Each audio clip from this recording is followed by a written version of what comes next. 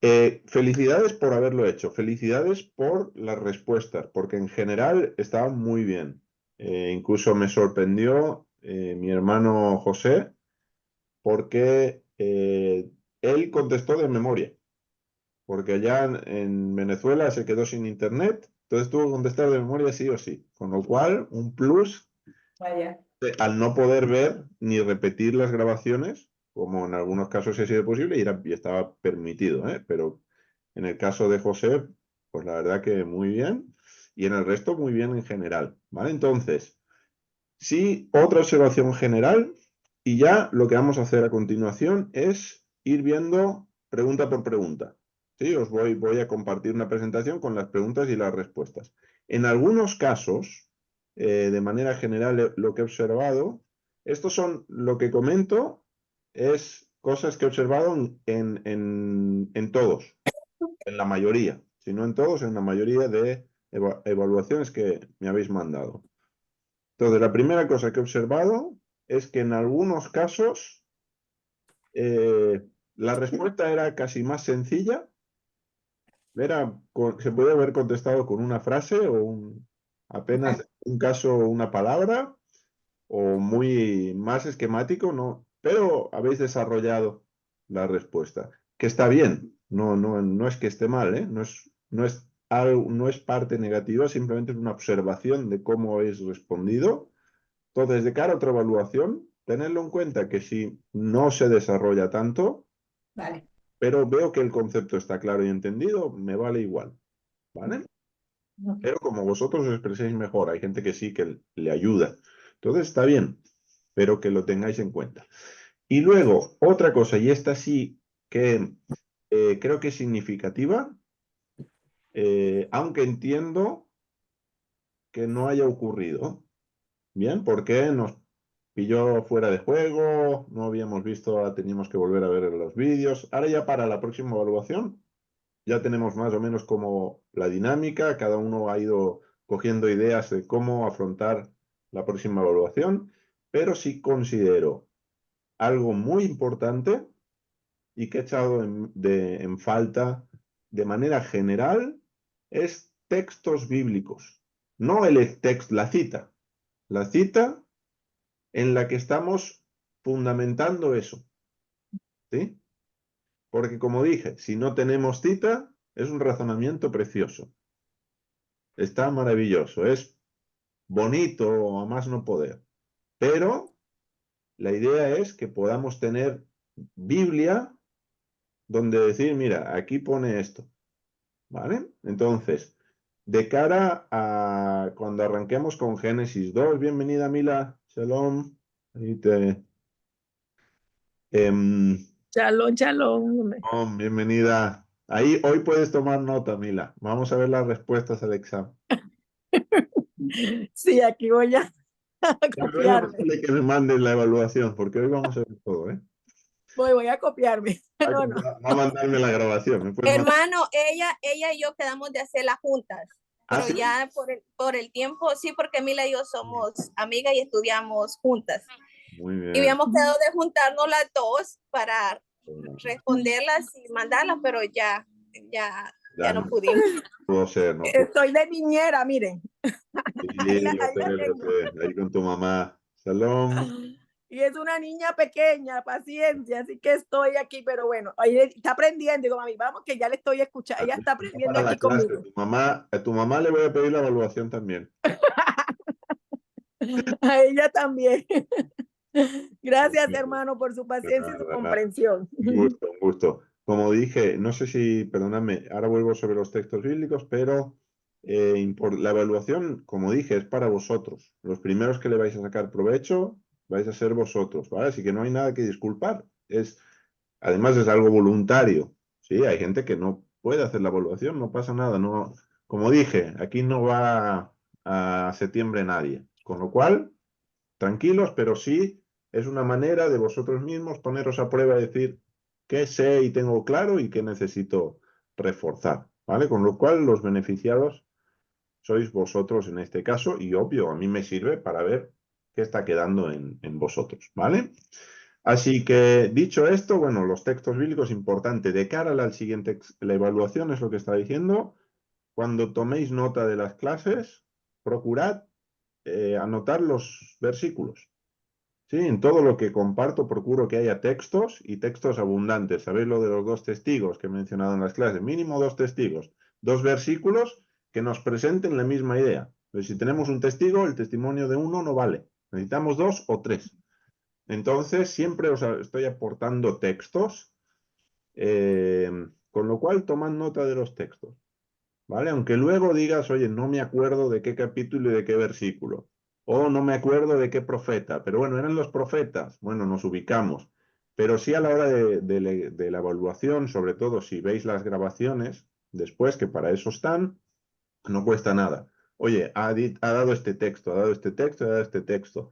¿Por qué? Porque además os sirve a vosotros para luego corroborar con la escritura, ir a la escritura y decir, a ver, aquí pone, sí, pone esto, sí, lo leo, lo veo, veo la enseñanza que se está transmitiendo y es una manera también de contrastar la información para vosotros, ¿vale? Y de tal vez, pues, seguir profundizando en algún tema, quién sabe, Dios os habla a través de algún versículo de los que estamos compartiendo, pero sí en la evaluación importante poder tener textos cuando los hay. Si ves alguna cuestión de gematría, no hay un texto para la gematría. Gematría es otra cosa, ¿sí? Pero en general tenemos textos, ¿vale? Entonces, voy a compartir pantalla. Lo que vamos a hacer es, hoy no creo que haya preguntas, con lo cual, pues la hora planeada para terminar, sabemos que estas clases, la duración es de 1 hora, entonces vamos a intentar ajustarnos a ella, así que para las 8 estar concluyendo, pero lo que vamos a hacer es, voy a proyectar pregunta 1 con la respuesta, ¿vale? Y así os sirve, si queréis coger, buena idea también, queréis coger la evaluación vuestra para ir contrastando y vais viendo que sí, que no, que podría haber mejorado, que he dicho lo mismo con otras palabras, ¿sí? Porque yo voy a ir contestando en base a lo que proyectamos, pero algunos lo que habéis hecho ha sido decir lo mismo, pero con vuestras palabras, que me parece fenomenal, ¿vale? Es decir, no tiene por qué ser la respuesta palabra por palabra, sino que la idea está o no está, ¿vale? Básicamente eso. Y algunos, que si es verdad, alguna pregunta ha quedado sin responder, por lo que fuera, ok, pues sirve para decir, mira, eso que no me acordaba o eso que no tenía claro, aclararlo a través de las respuestas. Bien, entonces voy a abrir la presentación de la evaluación y ya vamos viendo, pues eso, cada pregunta con su respuesta. Bien, es sencillo y ya veréis que eran breves de contestar realmente, no había ninguna de mucho desarrollo, salvo la última que era un poco más personal.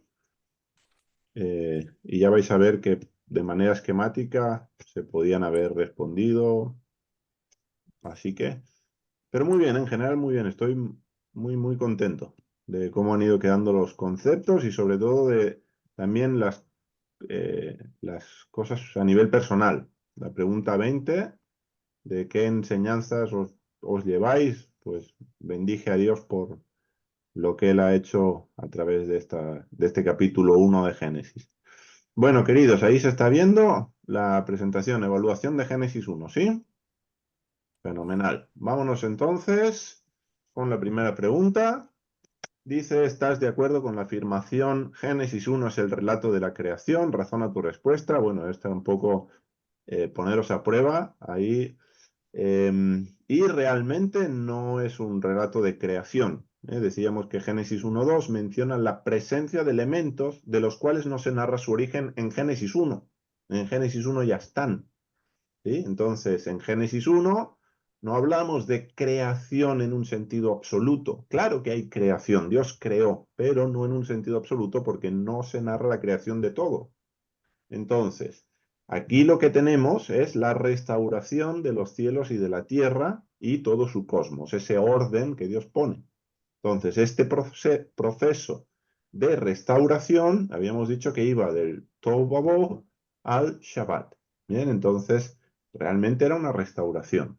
¿vale? También es importante tenerlo claro de cara a la lectura o a la interpretación profética que hacemos de Génesis 1, ¿vale? Porque si hablamos de creación en sentido absoluto, claro, luego a nivel profético no hay una creación en sentido absoluto, hay una restauración. Entonces, eso también nos ayuda a ambas lecturas, a ambas interpretaciones, que justamente era la segunda pregunta. ¿Cuál es la interpretación profética de Génesis 1? Bueno, proféticamente Génesis 1 habíamos dicho que iniciaba con el exilio, ¿sí? Ese texto de Jeremías 4:23, aquí os aporto textos, ¿vale? En todos los casos, Jeremías 4:23, luego tenemos Jeremías, todas estas citas, el Salmo, segunda de Pedro, ¿vale? Citas de apoyo, o mejor dicho, de donde tomamos las ideas. Proféticamente, Génesis 1 inicia con el exilio, que es la destrucción del templo y de Jerusalén. Recordemos que en Jeremías 4:23 teníamos la misma fraseología, Tohu Vabou, y son los dos únicos textos donde aparecen exactamente igual, en el mismo orden, juntas. Entonces, en Jeremías 4:23 lo que el profeta está viendo es la destrucción de Jerusalén. Bien, entonces, proféticamente, Génesis 1 inicia con el exilio, ¿y dónde termina? Pues con el retorno de Israel a la tierra prometida, con ese Shabbat, de entrar en el reposo, que es una manera también bíblicamente de decir entrar a la tierra prometida. Entrar en el reposo era entrar en la tierra prometida. Por lo tanto, tenemos todas esas profecías que nos hablan del retorno y os haré volver, os haré volver, os haré volver. Pues son los textos que tenemos aquí y otros que también hablan, además de las citas de Jeremías, ¿eh? Este proceso de restauración dura 7.000 años. Habíamos dicho, un día es como 1.000 años como un día, en el Salmo 94, segunda de Pedro, también en la carta, el apóstol cita ese salmo y lo aprovecha para hablar de esa realidad, donde cada día de la creación coincide con un periodo de 1.000 años en la historia de la humanidad. Bien, esto es más o menos la idea. Nos vamos con la tercera pregunta. ¿Cómo se puede traducir Bereshit? Aquí sí que en general ha faltado posibilidades que nos ofrece Bereshit. Bereshit se puede traducir de muchas maneras, ¿sí? Y algunos han tomado una acepción, dos acepciones, tres, pero tenemos más, tenemos muchas. De hecho, aquí os presento nueve. Tenemos tres y tres, pero es que tenemos más maneras de traducir Bereshit, ¿vale? Entonces, Bereshit es una palabra vinculada a reino, ya lo vimos en su momento, la casa del cabeza, la casa real, a través de la grematría, todo eso estuvimos viendo, y algunas de sus traducciones posibles son en el principio, con el principio, por el principio. Cambiamos la preposición y hasta ahí, ok. Pero recordemos, Reshit, la palabra Reshit, no solo era, o no solo se podía traducir como principio, sino que realmente es lo mejor. El Reshit, que hablábamos, Reshit no significa primicias. ¿Sí? En algún caso sí he visto la palabra primicias por ahí. Reshit no es primicias. Dios no lo hizo en primicias, sino que Dios lo hizo en el Reshit. Y el Reshit es lo mejor. Si tienes primicias, ok, de las primicias, lo mejor. ¿Vale? Eso sería Reshit. Entonces, en lo mejor, con lo mejor y por lo mejor, también así podemos traducir Bereshit. Y también en Israel, y hablábamos de Jesús y el pueblo, Jesús como el rey, Mesías, el pueblo, con Israel y por Israel. ¿Sí? Israel en ese concepto amplio de lo que es Israel. ¿Vale? No un concepto restringido y limitado de Israel, sino un concepto amplio, creo que bíblico, de lo que es el pueblo de Dios. ¿Vale? Entonces, estas son algunas traducciones que tendríamos posibles de Bereshit. ¿Bien? Luego, ¿cuál es la primera letra de la Biblia hebrea y qué 4 enseñanzas sacamos de ella? Esta respuesta en general muy bien, muy completa en la mayoría de casos. En algunos casos de pronto faltaba alguna, pero en lo general esta parte creo que quedó clara, se entendió bien. Aquí os doy también más textos en cada caso. Entonces, la primera letra es la Bet y las 4 enseñanzas. Una la veíamos con la gematría. la gematría, valor numérico de las letras. La letra Bet vale 2. Entonces, al hablarnos de 2, ¿de qué nos hablaba? De dos mundos. El mundo presente o siglo presente y venidero, que tenemos, por ejemplo, Mateo 12:32, Gálatas 1:4. Más citas nos hablan del siglo presente, el siglo venidero. No es una terminología del judaísmo hoy, es una terminología que ya tenemos en la Biblia. En el llamado Nuevo Testamento, Jesús utilizó esa terminología, Pablo, el apóstol Pablo utilizó esa terminología, con lo cual es un lenguaje del mismo Jesús. Jesús utiliza esa expresión, Pablo también, o sea que no tenemos ningún inconveniente con esa frase, al contrario, creemos en esos dos mundos, siglo presente, siglo venidero. Hablamos de los dos ámbitos que tenemos también en Génesis, cielos y tierra, el ámbito espiritual y el ámbito material, donde al inicio eran uno. ¿Sí? Luego, a causa del pecado, tenemos esa separación que en la restauración de todas las cosas vuelven a unirse. ¿Sí? Luego hablábamos también de dos reshit. ¿Por qué? Bet reshit. Dos reshit. ¿Cuáles eran? Bueno, pues ya lo mencionamos, lo hemos visto también en la pregunta anterior, el rey y el pueblo. ¿Vale? Estas tres opciones están dentro de la primera enseñanza de la Bet, con la gematría, el valor numérico. La segunda enseñanza viene a través del significado. ¿Qué significa Bet? Significa casa. ¿De qué nos habla la Escritura? De la casa de Dios. Bien, y la restauración de la casa de Dios, la edificación de la casa de Dios. La tercera, la forma. La forma de la Bet nos enseñaba a atender a lo revelado. Y teníamos citas de Deuteronomio 4:32, 29, 29. ¿Sí? Lo revelado es para nosotros, para nuestros hijos, para hacer todo lo que está en la Torá. Y por último, teníamos una enseñanza a través de la gramática, que era una preposición que significaba en, con o por. Y claro, al darnos ya de entrada tres posibilidades, la enseñanza que tenemos ahí es a evitar el dogmatismo. Es decir, no, no, es que aquí pone esto. Sí, sí, pone esto, pero es que también pone esto.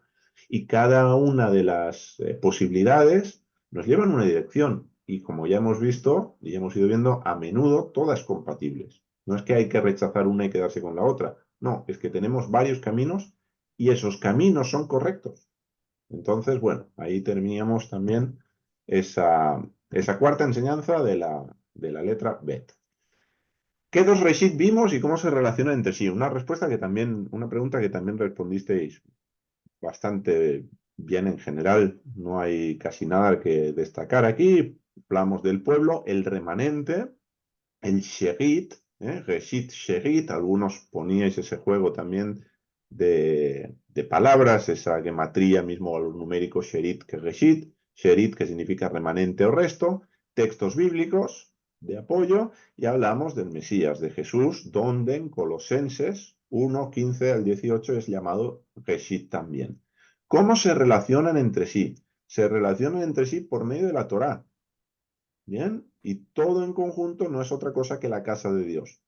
¿Sí? Hablamos de que el rey, según la Torá, primero tenía que escribir la copia de la Torá, tenía que gobernar y regir al pueblo según la Torá, y el pueblo tenía que vivir también en conformidad a la Torá, y entre ellos eso era la constitución del pueblo, ¿sí? Para el rey y para el pueblo. Entonces, eso era el vínculo que teníamos entre el pueblo y el Mesías. Bien, que según el judaísmo, cuando se habla de que el principio de la sabiduría es el temor, ese principio de la sabiduría es el reshit de la sabiduría interpretado como la Torá, ¿vale? Por lo tanto, había ahí ese vínculo con esa idea del reshit, con esa idea de lo mejor también. ¿Bien?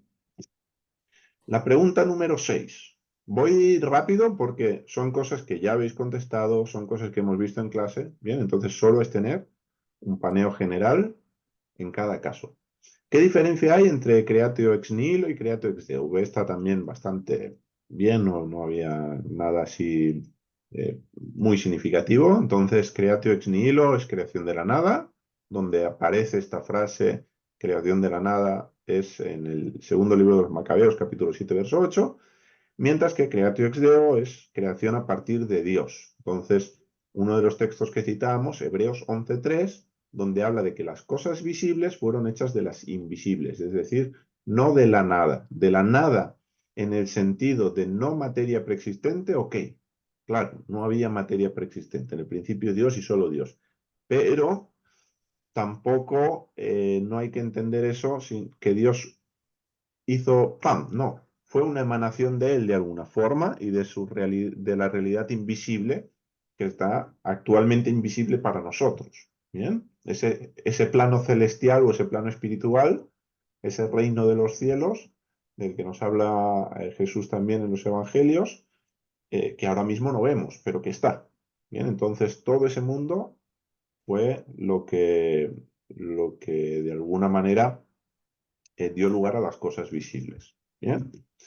Luego, en el sentido de la palabra bara, Elohim creó y recreará diversos elementos. ¿Cuáles son?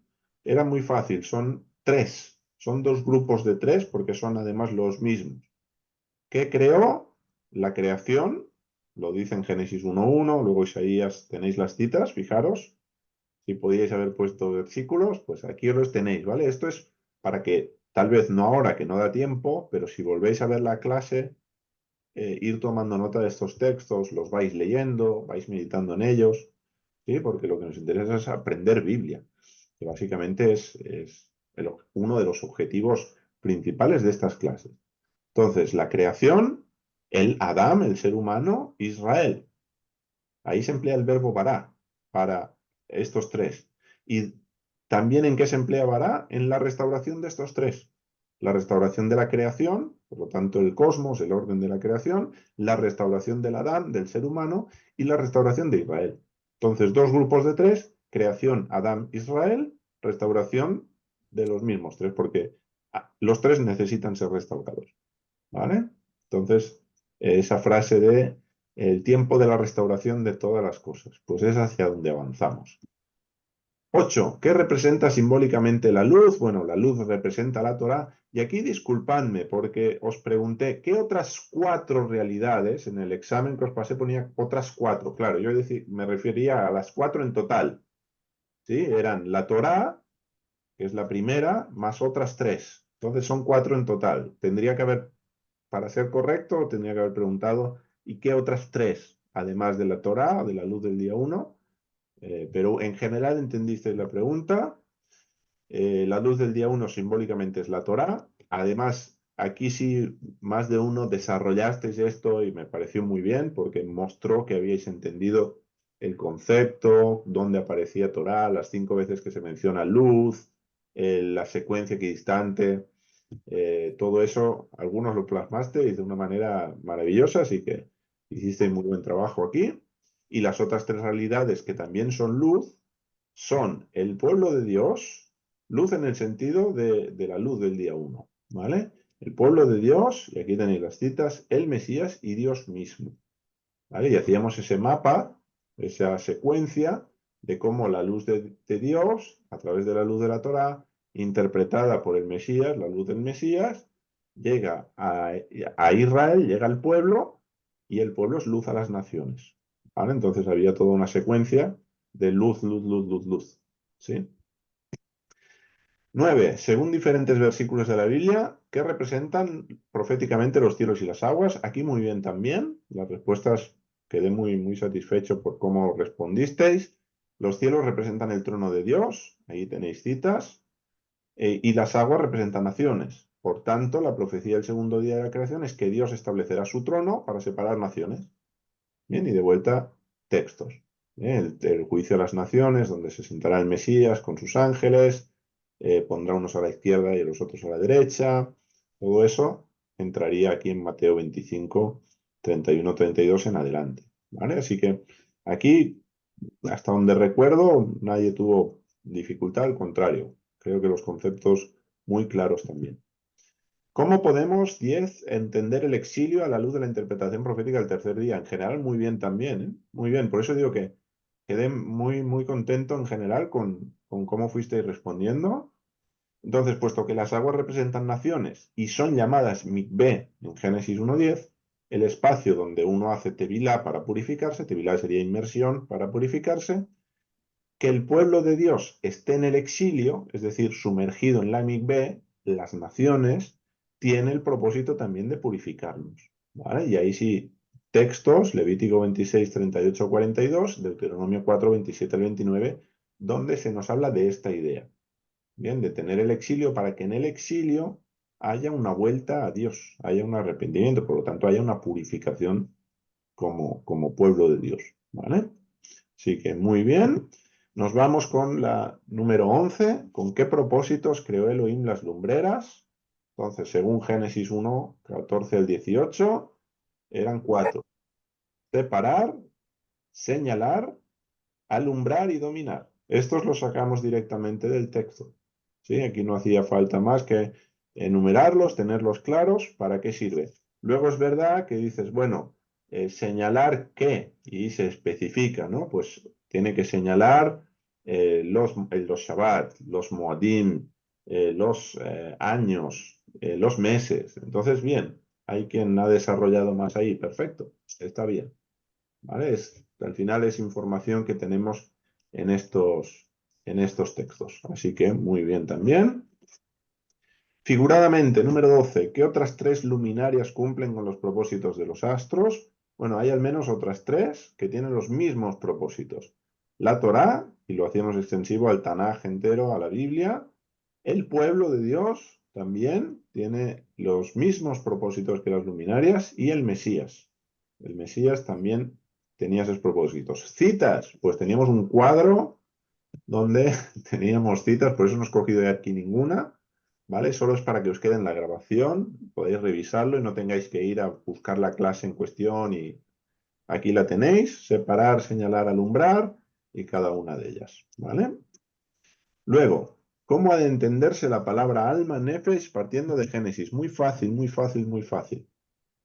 El alma o la alma, desde el hebreo es palabra, un sustantivo femenino, es básicamente la sangre. Ya, no tiene que ver solamente con lo que respira, no respira, no. La sangre nos lo dice literalmente Génesis 9 del 4 al 6, donde nos va a decir desde el texto hebreo que el alma es la sangre. Y tal cual viene escrito. O sea que ahí hay como una definición muy clara para no irnos a otras ideas más griegas de lo que sería el alma. Y Loli, gracias Loli, me pasó una nota de un artículo que había visto por ahí de la fisiología de las emociones, donde parte de lo que explicaba era que las emociones también están en la sangre. Con lo cual, es algo que ya comenté en su momento en clase, que era una vía que quería profundizar y estudiar. Y gracias, Loli, por tu aporte, porque ya sé más o menos también cómo ir buscando a través de fisiología de las emociones, porque es evidente que el ser humano estamos interrelacionados. No podemos separar cuerpo, alma, no, todo está conectado, ¿vale? Entonces, que la sangre tenga que ver con las emociones haría como la unión entre esa parte del alma que tenemos más etérea y esa parte más fisiológica que es tal cual la sangre, ¿vale? Por eso, por ejemplo, cuando me acuerdo, Raquel va a dar a luz a Benjamín, dice el texto, se le salió el alma. Claro, si entendemos que se le salió el alma desde un punto de vista espiritual, claro, lo que fue es que se le salió un fantasmita hacia arriba. Y desde mi consideración y entendiendo el alma de manera literal como sangre, lo que pasó es que Raquel se desangró en el parto. Entonces se le salió el alma. Esa mujer se desangró y murió desangrada en el parto. Esa es mi comprensión de lo que pasó en ese episodio, ¿vale? Como para ligarlo con lo que estábamos viendo. Entonces, como tal, está presente tanto en los animales como en el ser humano. Si el alma es la sangre, como nos dice Génesis, hay un micro ahí abierto con un perro de fondo. Listo.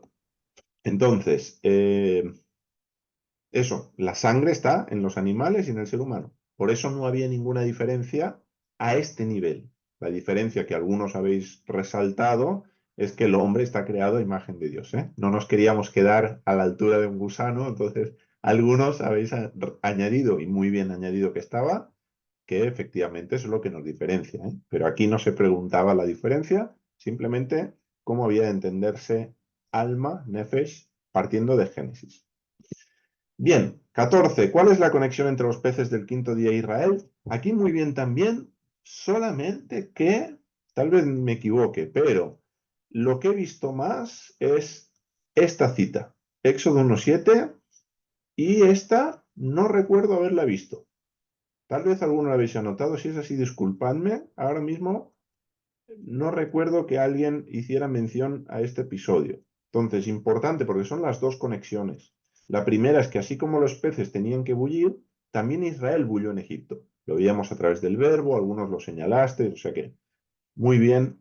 Pero recordemos que la segunda es que así como los peces recibieron la bendición de la multiplicación, Jacob también bendijo a Efraín y a Manasés con la multiplicación usando un término relacionado con los peces que era el desoben, ¿sí? Desoben en medio de la tierra. Y claro, Efraín, si entendemos Efraín como el nombre genérico que acabará recibiendo el reino del norte, el exilio del reino del norte, como Oseas profetiza que Efraín se va a perder entre las naciones. Entonces, claro, imaginaros pues la conexión de los peces del quinto día a Israel a través de este episodio. Claro, los peces, hablábamos de que son los seres de las aguas en medio de las naciones, como Efraín y también Manasés, lógicamente, están multiplicando y creciendo en esas aguas. Están desovando, ¿vale? Con lo cual ahí también tenemos una conexión muy importante entre los peces de quinto día e Israel. ¿Bien? Ahí os la dejo con las citas en ambos casos. Seguimos la 15 y ya estamos en la recta final. ¿Por qué en Génesis 1:26 Elohim habla en plural? Bueno, la propuesta en base al Salmo 82 es que hay una asamblea divina. Es lo que dice literalmente el texto desde el hebreo. Ya lo estuvimos analizando, viendo en detalle. Y Dios, que en el Salmo 82 es llamado Él, que es Adonai, es el mismo Dios. Digamos que son dos nombres para el mismo. No es que uno sea el Dios Él y el otro Adonai, son el mismo. Pero en el Salmo 82 se habla de la asamblea de Él, ¿sí? Como nombre propio. Entonces Él es su presidente. Por lo tanto, solo hay un Él. No hay muchos Él. Hay Elohim, pero no hay muchos Él, hay uno. Por eso el Shema, Adonai tu Dios, Adonai uno es, sí, porque no hay otro presidente. No hay más que uno. Bien, pero igual que en la corte solo hay un rey, pero el rey tiene su consejo. Bien, y ahí nadie discute quién es el rey. Todo el mundo tiene claro quién es el rey, pero el rey tiene consejeros. Pues desde el Salmo 82, otros textos que no hemos considerado porque no es el tema profundizar en el consejo divino, ya lo haremos y van apareciendo, a medida que vayan apareciendo textos, nos tocará profundizar. Pero tenemos que Dios tiene un consejo. Bien, y habla en Isaías, incluso nos dice sus ancianos, sus ancianos. Y luego en Apocalipsis van a aparecer los ancianos, los 24 ancianos. Entonces sí hay un consejo en los cielos. Bien, varios textos nos presentan esto. Entonces, bueno, era la idea de por qué tenemos un plural, hagamos al hombre a nuestra imagen. Luego Dios usa el plural porque se dirige a los otros miembros de la asamblea. Sencillo desde esta perspectiva. Bien, otras es un poco más complejo y otras intentan responder, ya lo vimos, de otras maneras. Bien. Luego, 16. ¿Qué significa que Elohim creó el ser humano a su imagen? Indica sus dos dimensiones. Ya las últimas, muy bien también, ¿eh? Muy bien. Yo no sé si por ser tal vez las clases más recientes y de pronto la información está más fresca, pero buenas respuestas, completas, así que buen trabajo con estas. Es decir, significa que el Adán tenía que ser parecido a Elohim, como su representante para ejercer dominio sobre la creación y sus dos dimensiones. Esto sí es verdad que las dos dimensiones, en algunos casos, veía yo que está un poco borroso el concepto. Dos dimensiones. La primera dimensión es la existencial, una dimensión que tiene que ver en cuanto al ser. Y era una colectividad, macho y hembra.